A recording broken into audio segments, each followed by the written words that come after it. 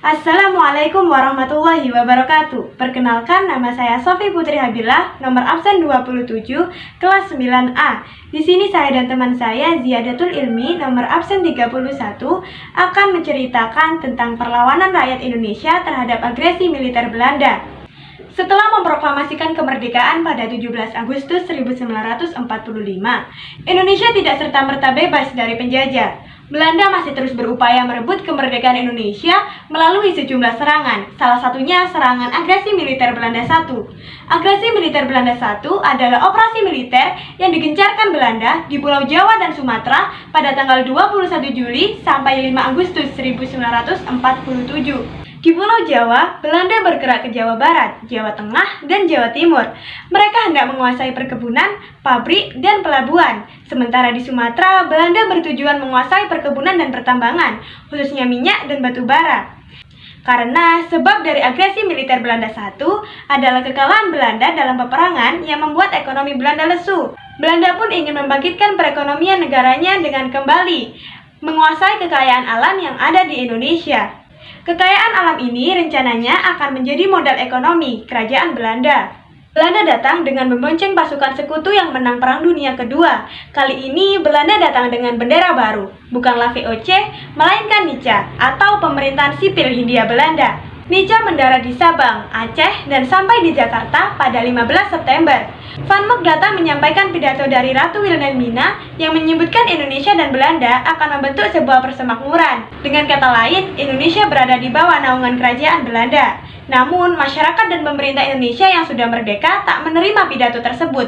Mereka bertekad memukul mundur para penjajah. Situasi pun memanas. Pada 15 Juli 1947, Van Mock mengeluarkan ultimatum atau peringatan keras meminta Indonesia menarik mundur pasukannya sejauh 10 km dari garis gencatan senjata. Namun, ultimatum tersebut ditolak mentah-mentah. 5 hari kemudian, Van Mock melalui siaran radio secara gamblang menyatakan bahwa Belanda tidak lagi terikat perjanjian Linggarjati. Perundingan tersebut adalah satu-satunya pengakuan Belanda secara de facto pada negara Republik Indonesia. Belanda terus melancarkan serangan yang menyebabkan banyak orang meninggal dunia. Akhirnya, Indonesia melaporkan agresi militer ini kepada PBB atau Perserikatan Bangsa-Bangsa. PBB lantas mengeluarkan resolusi pada 1 Agustus 1947. Dewan Keamanan PBB terus mendesak Belanda menghentikan agresi militer. Belanda pun menerima resolusi itu dan menyetop pertempuran pada 5 Agustus 1947. Setelah gagal dengan agresi militer yang pertama pada tanggal 21 Juli sampai 5 Agustus 1947, Belanda kembali menyerang Indonesia setahun kemudian. Agresi militer Belanda II adalah serangan yang dilancarkan Belanda pada tanggal 19 sampai 20 Desember 1948. Operasi Gagak ini berawal dari serangan di Yogyakarta yang saat itu merupakan ibu kota dan pusat pemerintahan Indonesia. Serangan pun meluas ke sejumlah kota di Jawa dan Sumatera. Tujuan agresi militer Belanda II adalah untuk melumpuhkan pusat pemerintahan Indonesia, sehingga Belanda bisa menguasai Indonesia kembali. Kronologi agresi militer Belanda II. Dalam agresi militer Belanda II, pasukan militer Belanda awalnya menyerang pangkalan udara Mangguwo agar bisa masuk ke Yogyakarta. Belanda menggempur pangkalan udara ini secara tiba-tiba melalui serangan udara. Setelah pangkalan udara Mangguwo lumpuh, Belanda dengan cepat menguasai Yogyakarta. Pemimpin Indonesia saat itu, Presiden Soekarno dan Wakil Presiden Muhammad Hatta ditangkap. Belanda juga menangkap sejumlah tokoh seperti Sultan Syahrir, Agus Salim, Muhammad Roem, dan A.G. Pringgodikdo.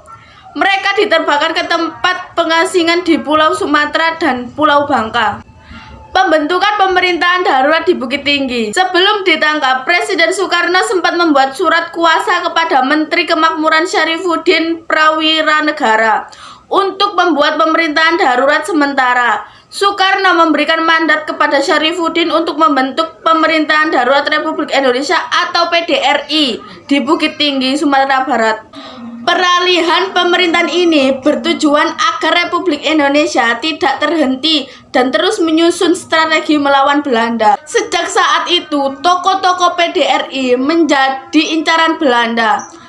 Namun, PDRI tak gentar dan menyusun sejumlah perlawanan dengan membentuk 5 wilayah pemerintahan militer di Sumatera, yakni di Aceh, di Tapanuli, di Riau, di Sumatera Barat, dan di Sumatera Selatan. Serangan Belanda yang terus digencarkan justru mendapat kecaman dari dunia internasional. PBB mendesak Belanda untuk membebaskan pemimpin Indonesia dan kembali memenuhi perjanjian Reville. Pemerintahan pun kembali pulih pada tanggal 13 Juli 1949. Belanda dan Indonesia juga merundingkan perjanjian Roem-Royen. Itulah sejarah agresi militer Belanda II beserta kronologinya. Terima kasih, sekian dari kami berdua. Assalamualaikum warahmatullahi wabarakatuh.